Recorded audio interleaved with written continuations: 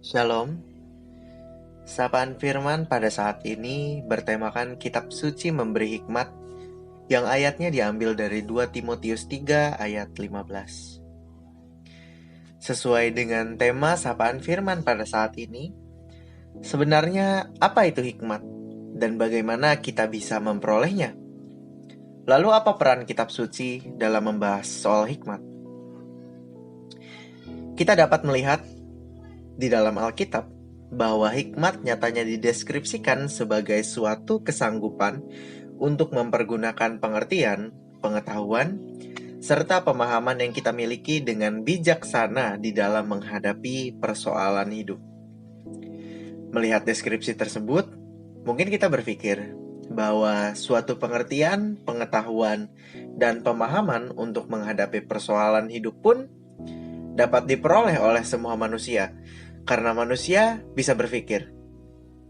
Namun ternyata, yang bersifat khusus di dalam sebuah hikmat bukanlah ketiga hal tadi, melainkan cara kita menggunakannya.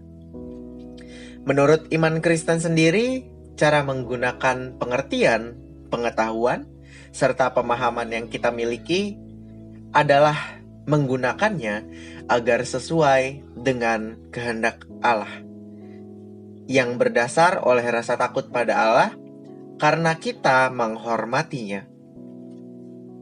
Dan salah satu kehendak Allah di dalam hidup kita sebagai orang-orang percaya adalah bersaksi tentang Kristus sebagai juru selamat lewat setiap perbuatan kita dengan melakukan teladan Kristus, sehingga Injil pun dapat disampaikan lewat perbuatan kita sehari-hari.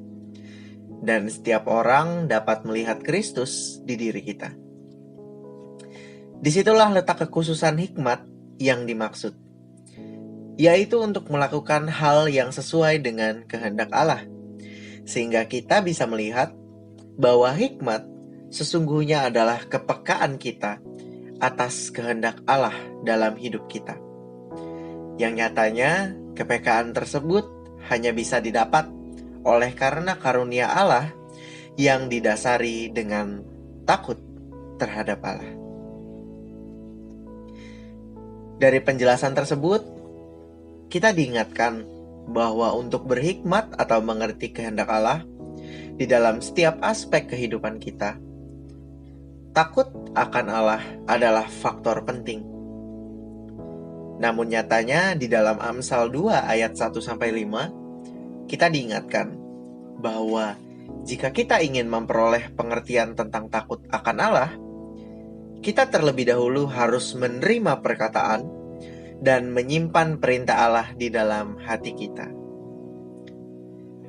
2 Timotius 3 ayat 15 dalam sapaan firman kita saat ini pun nyatanya mau mengatakan bahwa perkataan dan juga perintah Allah yang adalah dasar untuk mendapatkan pengertian tentang takut akan Allah dapat kita peroleh di dalam kitab suci. Paulus di dalam surat ini nyatanya memberi penguatan kepada Timotius beserta dengan jemaat yang dipimpingnya untuk tetap mempertahankan iman mereka, dengan mengingatkan bahwa kitab suci adalah yang dapat menuntun iman mereka dalam Kristus dan juga yang dapat memberi hikmat, karena kitab suci adalah tulisan yang diilhamkan Allah. Dari penjelasan di atas, kita dapat melihat bahwa membaca dan mempelajari kitab suci sebagai tulisan yang diilhamkan Allah merupakan cara untuk memperoleh pengertian tentang takut akan Allah yang adalah permulaan dari hikmat. Dari penjelasan di atas pun terlihat betapa pentingnya peran kitab suci sebagai tulisan yang diilhamkan Allah untuk menghadirkan hikmat pada diri kita. Terlepas dari semuanya itu, terdapat pertanyaan penting untuk kita sebagai orang Kristen pada saat ini. Sudahkah kita bersungguh-sungguh untuk memaknai kitab suci sebagai sarana Allah dalam menghadirkan hikmat pada diri kita? Atau jangan-jangan selama ini kita masih melihat dan membaca kitab suci karena sebatas tuntutan agama dan gereja semata. Saudara, saya yakin kita semua familiar dengan sebuah surat cinta, yang tentu penulisnya pasti menuangkan semua kata cintanya pada orang yang dituju dalam surat tersebut. Penulis pun tentunya mengharapkan suratnya dibaca dan dibalas dengan penuh ucapan cinta juga.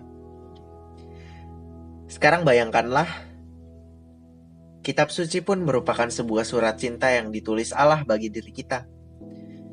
Namun yang jadi pertanyaan, apakah respon kita terhadap surat cinta tersebut?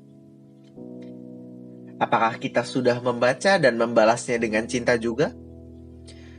Atau jangan-jangan cinta kita masih kurang untuk dapat merespon cinta Allah di dalam kehidupan kita? Saudara, kitab suci pun adalah cara Allah supaya kita dapat memperoleh hikmat yang Dia sediakan. Namun sudahkah kita bersungguh-sungguh berusaha untuk memperoleh hikmat tersebut? Kiranya Allah, Sang Pemberi Hikmat, memampukan kita untuk menjadi orang-orang yang peka terhadap kehendak-Nya. Shalom.